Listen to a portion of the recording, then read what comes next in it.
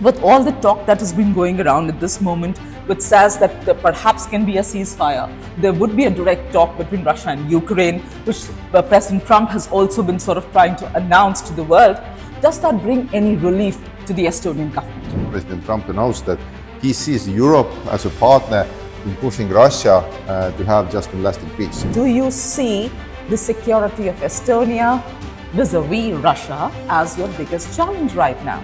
We were the first state in the whole world to become under constant cyber attacks for Russia since 2007. And last year the attacks have been increasing, not decreasing. I would like India also use it to influence, because India is a growing power and very influential country in the world, to push Russia towards this kind of just and lasting peace. Does Estonia have a position on the India-Pakistan conflict which is going on at this moment as a member of NATO?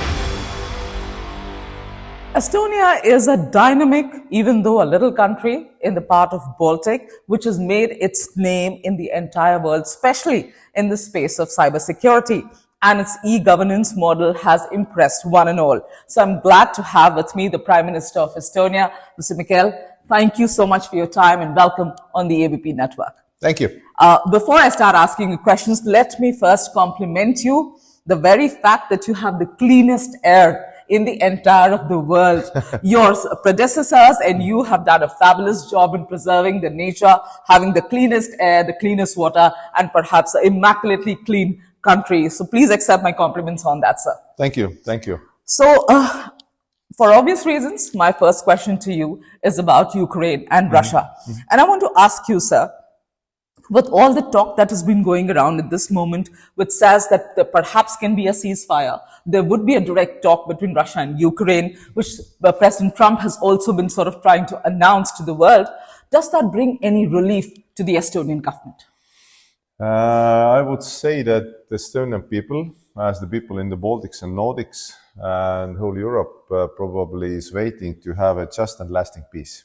That is with utmost importance, because the aggression which Russia is conducting in Ukraine, killing people, it's the biggest armed conflict since World War II in Europe.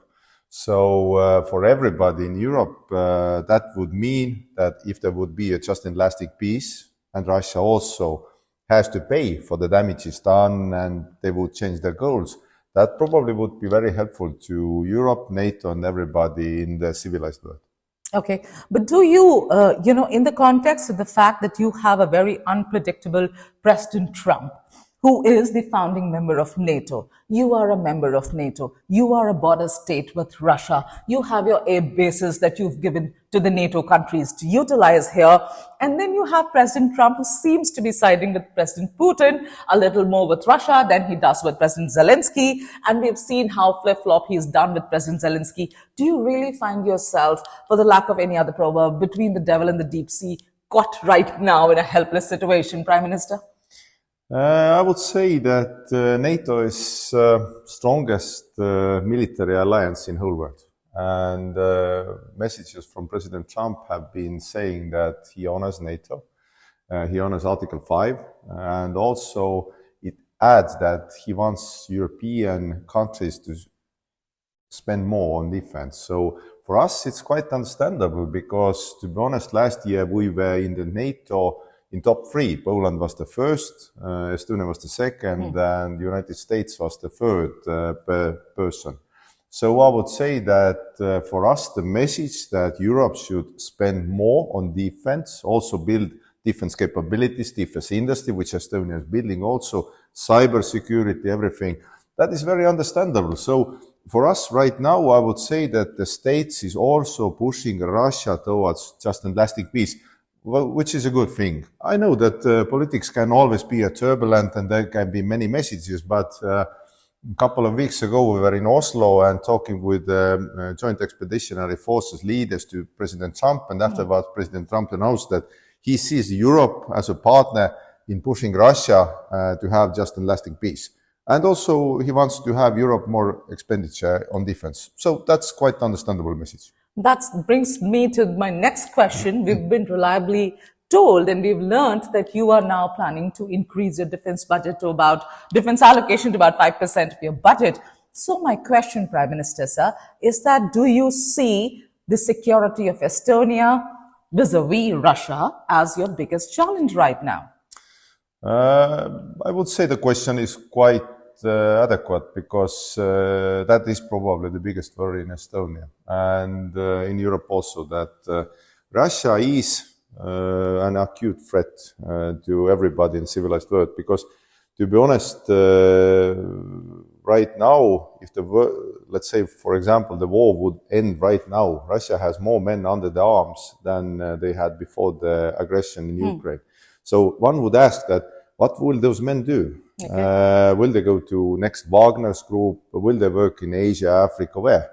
In Europe? What kind of operations? So Russia is a threat, to be honest, and until Russia's heads of state, for example, Putin and his allies, change their goals, until that moment, Russia is still a threat. And on cybersecurity, because for Estonia, to be honest, we are very strong on cybersecurity, IT, as you mentioned.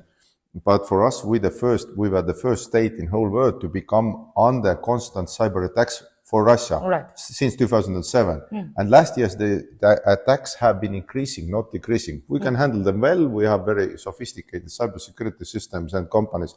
But yes, threat coming from Russia is the biggest worry, probably in Nordics, in Baltics, in Europe, in NATO. And that's why we must work together. And I would say that European Union and NATO are quite capable of pushing Russia towards just and lasting peace. Okay, my final question to you, Prime Minister, is this.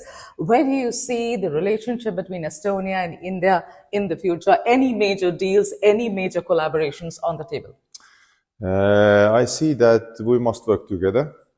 Because all the democracies and like-minded countries should work together. And also, I would like India also use it in influence, because India is a growing power and very influential country in the world, to push Russia towards this kind of just and lasting peace. That would be the first. Second one, probably on cybersecurity, international law. These are topics we are already working together. Last year we had 3 companies already, private companies, signing different contracts. So I would say also economically, on food industry, on wood industry, so on. So we have lots of areas we can be working together. So we have lots of opportunities. And as you said, it's very nice to be in Estonia. It's clean. Absolutely. And it's nice. Okay, lovely it's not here. probably the warmest place, but everybody is also welcome to Estonia. Enjoy Estonia also. Okay, before I let you go, does Estonia have a position on the India-Pakistan conflict, which is going on at this moment, as a member of NATO? Our position is that all these kind of conflicts should be resolved peacefully. Everybody should keep cool heads and talk them over diplomatically. Right. Mr. Prime Minister, Thank you. Thank you so much for your time. Thank you.